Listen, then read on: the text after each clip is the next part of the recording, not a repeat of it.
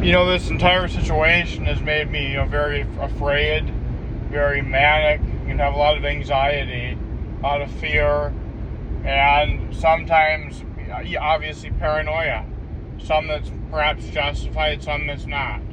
Obviously using my mom's phone number, old stepdad's old landline, Maxi Pond locations, knowing I work at Walgreens, knowing about Poland, that stuff will kind of do that. But even before that, obviously the emails now and the stuff that flares up when this stuff happens, the videos and stuff.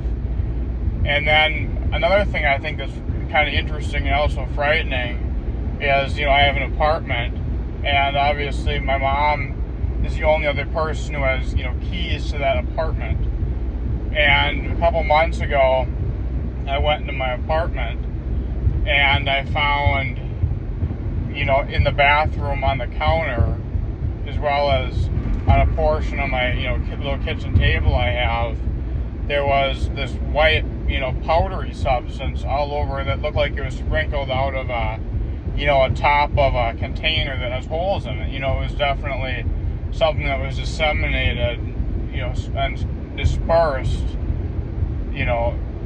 across the surface. Ideally, to have someone come into contact with it after I obviously said, what the heck is this stuff? Obviously, I wiped it up and brushed some of it off and stuff. And obviously after that, I got a big rash on my hand,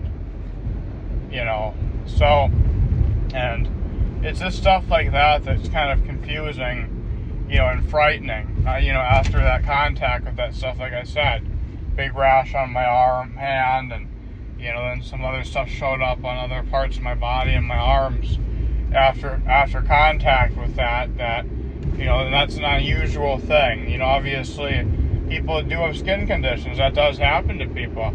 But ironically, it shows up, within a day or two of coming into contact with that unknown substance that was not in your apartment, previously. Now, sure, you can always come up with a quip of somebody coming in there from the apartment. Now, they have to notify anybody before entering an apartment to do anything like that, And what would the powder be there for anyways? So, like I said, this situation has been extremely frightening and unusual, and I'm going to push for the truth.